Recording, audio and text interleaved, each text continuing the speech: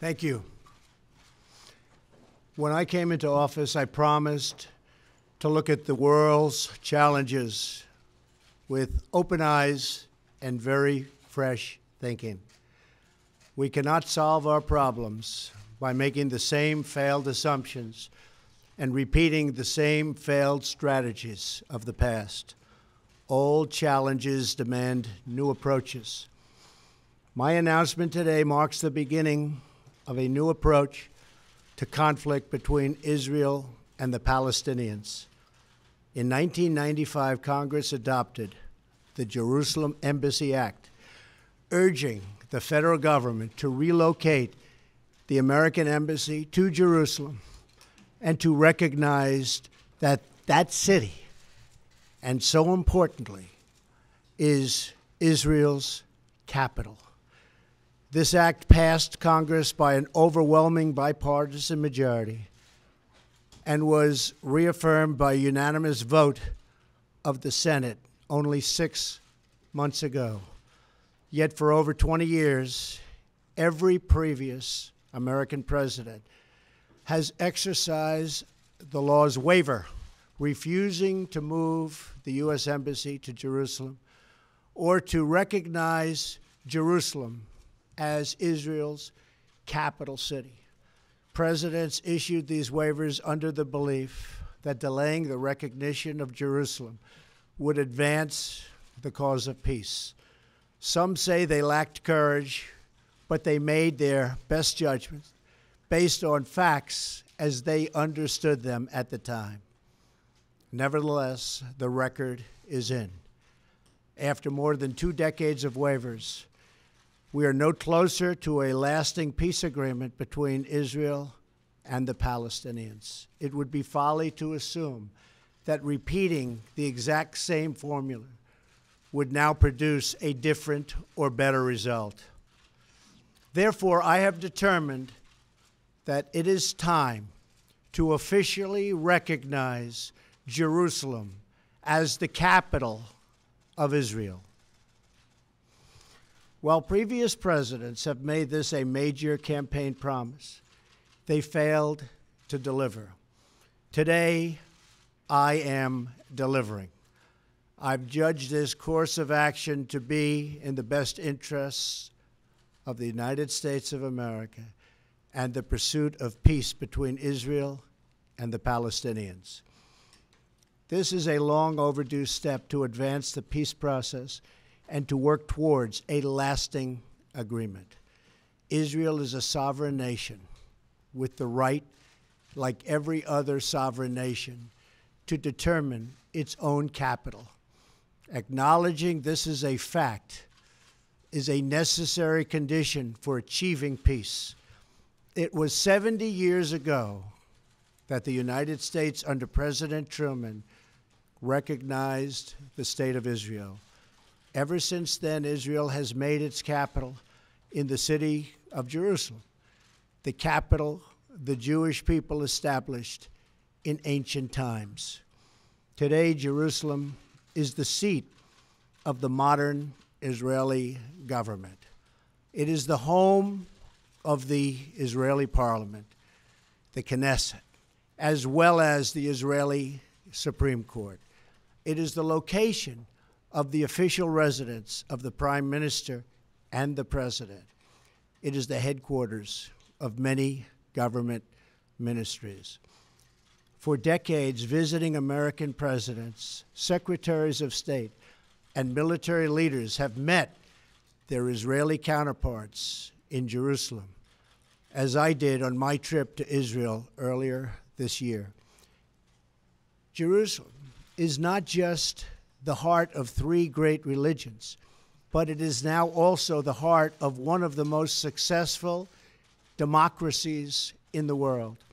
Over the past 7 decades, the Israeli people have built a country where Jews, Muslims, and Christians, and people of all faiths are free to live and worship according to their conscience and according to their beliefs. Jerusalem is today and must remain a place where Jews pray at the Western Wall, where Christians walk the stations of the cross, and where Muslims worship at Al-Aqsa Mosque. However, through all of these years, presidents representing the United States have declined to officially recognize Jerusalem as Israel's capital. In fact, we have declined to acknowledge any Israeli capital at all. But today we finally acknowledge the obvious, that Jerusalem is Israel's capital. This is nothing more or less than a recognition of reality. It is also the right thing to do. It's something that has to be done. That is why, consistent with the Jerusalem Embassy Act, I am also directing the State Department to begin preparation to move the American Embassy from Tel Aviv to Jerusalem. This will immediately begin the process of hiring architects, engineers, and planners so that a new embassy, when completed, will be a magnificent tribute to peace. In making these announcements, I also want to make one point very clear. This decision is not intended in any way to reflect a departure from our strong commitment to facilitate a lasting peace agreement. We want an agreement that is a great deal for the Israelis and a great deal for the Palestinians. We are not taking a position of any final status issues, including the specific boundaries of the Israeli sovereignty in Jerusalem or the resolution of contested borders. Those questions are up to the parties involved. The United States remains deeply committed to helping facilitate a peace agreement that is acceptable to both sides. I intend to do everything in my power to help forge such an agreement. Without question, Jerusalem is one of the most sensitive issues in those talks. The United States would support a two-state solution if agreed to by both sides. In the meantime, I call on all parties to maintain the status quo at Jerusalem's holy sites, including the Temple Mount, also known as Haram al-Sharif. Above all, our greatest hope is for peace, the universal yearning in every human soul. With today's action, I reaffirm my administration's longstanding commitment to a future of peace and security for the region. There will, of course, be disagreement and dissent regarding this announcement. But we are confident that ultimately, as we work through these disagreements, we will arrive at a peace and a place far greater in understanding and cooperation. This sacred city should call forth the best in humanity, lifting our sights to what it is possible, not pulling us back and down to the old fights that have become so totally predictable. Peace is never beyond the grasp of those willing to reach it. So today we call for calm, for moderation, and for the voices of tolerance to prevail over the purveyors of hate. Our children should inherit our love, not our conflicts. I repeat the message I delivered at the historic and extraordinary summit in Saudi Arabia earlier this year. The Middle East is a region rich with culture, spirit, and history. Its people are brilliant, proud, and diverse, vibrant, and strong. But the incredible future awaiting this region is held at bay by bloodshed, ignorance, and terror. Vice President Pence will travel to the region in the coming days to reaffirm our commitment to work with partners throughout the Middle East to defeat radicalism that threatens the hopes and dreams of future generations. It is time for the many who desire peace to expel the extremists from their midst.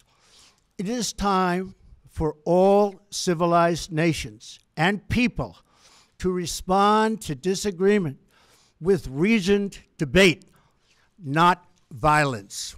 And it is time for young and moderate voices all across the Middle East to claim for themselves a bright and beautiful future. So today, let us rededicate ourselves to a path of mutual understanding and respect. Let us rethink old assumptions and open our hearts and minds to possible and possibilities. And finally, I ask the leaders of the region, political and religious, Israeli and Palestinian, Jewish and Christian and Muslim, to join us in the noble quest for lasting peace. Thank you. God bless you. God bless Israel. God bless the Palestinians. And God bless the United States. Thank you very much. Thank you.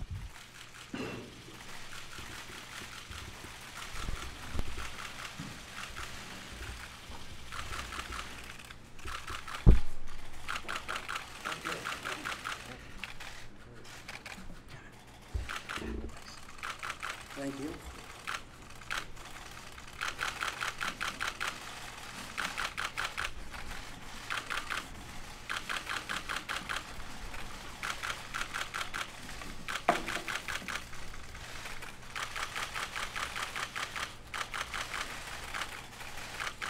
Thank you very much. Thank you.